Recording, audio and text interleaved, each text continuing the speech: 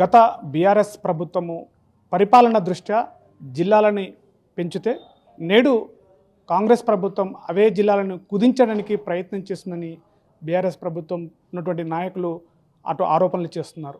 అసలు జిల్లాలు పెరుగుతాయా తగ్గుతాయా ఎలా ఉన్నాయని చెప్పి తెలుసుకోవడానికి మనతో మాట్లాడడానికి మాజీ మంత్రి నిరంజన్ రెడ్డి గారు ఉన్నారు. వారితో మాట్లాడే ప్రయత్నం చేద్దాం.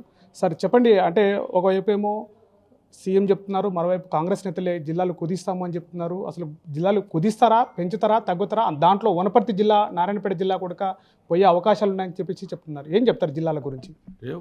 ఒక అంశాన్ని తెర మీద తీసుకొని వచ్చి ప్రజల దృష్టిని మరల్చడానికి వాళ్ళు చేసేటువంటి ఒక ప్రయత్నం ఇది. ఇచ్చినటువంటి హామీలు అమలు చేయలేనటువంటి అశక్తతతో ఎటు పాల్పోయినటువంటి పరిస్థితులలో ఒక గందరగోళాన్ని సృష్టించి ప్రజల్ని ఆ గందరగోళంలోనే ముంచి తేల్చాలని చూస్తుంది. ఇప్పటికేం దాని మీద వాళ్ళు ఏం స్పష్టమైన విధాన ప్రకటన ఏం చేయలేము. మొన్నటి క్యాబినెట్లో జిల్లాల పునర్వ్యవస్థీకరణకు సంబంధించి ఒక కమిషన్ వేస్తామని చెప్పి క్యాబినెట్ నిర్ణయాలు వెల్లడించినట్లు తెలిసింది.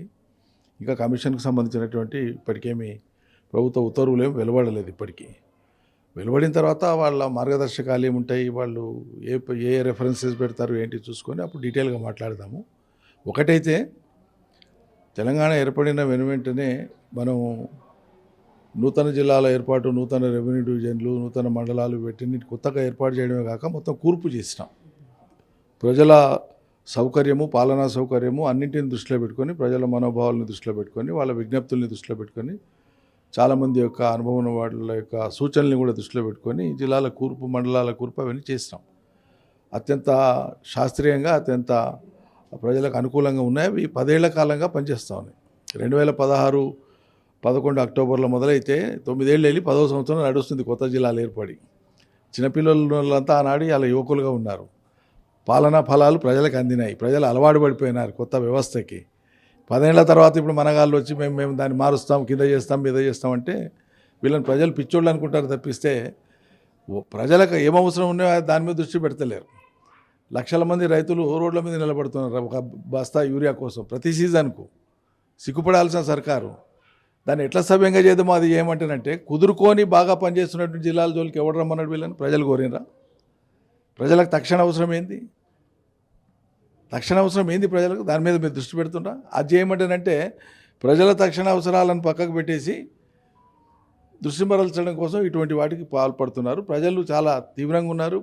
అటువంటి నిర్ణయం అంటే ఏదైనా చేస్తే మాత్రం ప్రభుత్వం చాలా చాలా తీవ్రమైన ప్రతిఘటన ప్రజల నుంచి ఎదుర్కోవాల్సి వస్తుంది. అంటే ప్రస్తుతము మొన్న హరీష్ రావు గారు సిట్ విచారణకు పిలిచారు ప్రభుత్వము. నేడు కేటీఆర్కి సిట్ అని ఈ సిట్ విచారణ పైన బీఆర్ఎస్ని వేధిస్తుందని చెప్పేసి వేధిస్తున్నారా? అసలు ఫోన్ ట్యాపింగ్ జరిగిందా? అసలు దీని గురించి ఏం చెప్తారు? వేధింపులు అనే మాట నేను వాళ్ళు వేధిస్తుందంటే మేమేదో తగ్గిపోయినట్లు భయపడుతున్నట్లు. వాళ్ళ యొక్క పనికిమాలిన చర్య అనేటువంటిది బీఆర్ఎస్ని కానీ, బీఆర్ఎస్ శ్రేణుల్ని కానీ, మాకుండేటువంటి మనోధైర్యాన్ని కానీ ఇంతకు 100 రెట్లు వాళ్ళు ఏం చేసినా కూడా మా మనోధైర్యం ఏమి చెదిరిపోదు. ఓకే, సమైక్య రాష్ట్ర ప్రభుత్వంగా ఉన్ననాడు సమైక్య పాలకులు చేసిన కుట్రలలో రేవంత్ రెడ్డి చేయగలిగేది ఆయనకు ఉన్న శక్తి ఏలడంతా. మేము భయపడం. ఇటువంటి 100 సిట్లు లేని, 100 నోటీసులు లేని, 1000 మందికి అని కాక పట్టించుకునేది లేదు. అది వాళ్ళ యొక్క వెకిలితనం బయటపడుతుంది తప్పిస్తే దీనివల్ల ఒరిగేది ఏమీ లేదు. We just don't care. అంటే గత బీఆర్ఎస్ పార్టీలో ఉన్నటువంటి ముఖ్యమైన నాయకులు ఇలాంటి ఫోన్ ట్యాపింగ్ చేస్తున్నారని చెప్పేసి మిగతా పార్టీలోకి వెళ్ళిపోయారు.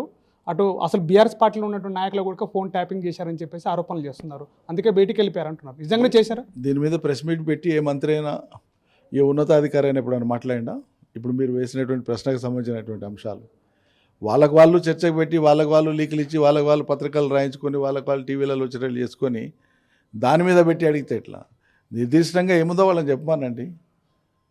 అటువంటిది ఏం లేదు. అది లేదు. ఒకటి ఏదో ఒక డ్రామా ఆడాలి.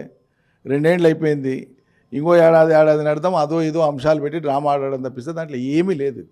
అంతిమంగా వాళ్ళు ఏదైతే కేసు రిజిస్టర్ చేసుకొని ముందుకు పోతున్నారో ఇది అంతిమంగా చట్టబద్ధంగా, న్యాయబద్ధంగా కోర్టు స్క్రూటినీలో నిలబడేది కాదు. అంతిమంగా ఒకటే స్టేట్మెంట్ నేను చెప్పేది. అంటే మొదటగా ఇక్కడ సిట్ విచారణ పేరుతోటి హరీష్ రావు గారు, కేటీఆర్ గారు అయిపోయారు. రాబోయే రోజుల్లో కేసీఆర్ గుడక అందబోతున్న సిట్ విచారణ పేరుతోటి అసలు ఫోన్ ట్యాపింగ్కి పెద్ద ఆయన్నే కారణం అని చెప్పేసి కూడా చెప్తున్నట్టు పరిస్థితి ఏంటి? అసలు నేను చెప్తున్నా కదా, ఇది పనికిమాలినటువంటి వ్యవహారం.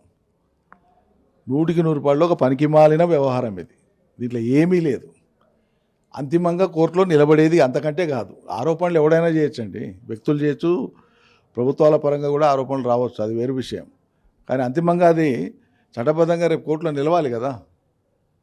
ఇది అట్లా నిలిచేవి కావు.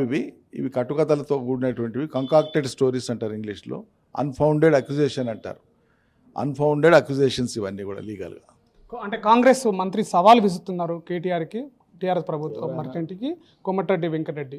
రాబోయే మున్సిపాలిటీ ఎన్నికల్లో 10% గెలిస్తే, మున్సిపాలిటీలు గెలిస్తే మీరు ఏం చెప్పినా అది చేస్తా అని చెప్పేసి ఇప్పుడే చేశారు, స్టేట్మెంట్ చేశారు. ఏం చెప్తారు? గెలవబోతున్నారు ఇంతకీ మున్సిపాలిటీలో? ఇప్పుడు ఆ మంత్రి ఎవరో నాకు తెలియదు, ఆయన ఏం మాట్లాడో తెలియదు. మీరు చెప్తే నేను చెప్తున్నా. ముఖ్యమంత్రితోనే ఈ మాట అనిపించండి. 10% కాదు, అంతకంటే ఎక్కువనే గెలుస్తాం. గెలిస్తే వాళ్ళు ఏం చేస్తారో అది చెప్పమనండి, ముఖ్యమంత్రితో చెప్పేయండి. అంటే వనపర్తి మున్సిపాలిటీ పైన ఏం చెప్తారు? మేయర్ పైన ఉంటుందా? బీఆర్ఎస్ వ్యవస్థ చేసుకుంటుంది 100%. 100%. సో ఇది రాబోయే మున్సిపాలిటీ విషయాల్లో కూడా ఉంటుంది. అటు సిటీ విచారణ కావచ్చు, అటు కేటీఆర్ కావచ్చు, ఇవన్నీ ఆరోపణలు చేస్తే కేవలం ఆరోపణలు మాత్రమే పరిమితమైపోయి నేరుగా ముఖ్యమంత్రి మాట్లాడితే బాగుంటుంది తప్ప ఇట్లాంటి ఆరోపణలు చేస్తే బాగుండదు. ఈ సిట్ పేరుతోటి ఇంకా ఎలాంటి విచారణకైనా సరే ముందుంటామని చెప్పేసి చెప్తున్నటువంటి పరిస్థితి ఉంది. రాబోయే రోజుల్లో కూడా వనపర్తి మున్సిపాలిటీతో పాటుగా రాష్ట్ర వ్యాప్తంగా కూడా మున్సిపాలిటీల్లో బీఆర్ఎస్ హవా కొనసాగుతుందని చెప్పేసి 100% మున్సిపాలిటీ వనపర్తిని కైవసం చేసుకుంటామని చెప్పి చెప్తున్నటువంటి పరిస్థితి. కెమెరా పర్సన్ నర్సింగ్తో శివాజీ, RTV, వనపర్తి జిల్లా. చరిత్ర సృష్టించినోడు ఇప్పుడు ఆ చరిత్రని తిరగరాయబోతున్నాడు. అబద్ధాల గోడల్ని బద్దలు కొట్టి నిజాలను రాగా మీ ముందుంచబోతున్నాడు. నిజమైన వార్తల కోసం వెంటనే డౌన్లోడ్ చేసుకోండి రా యాప్ని.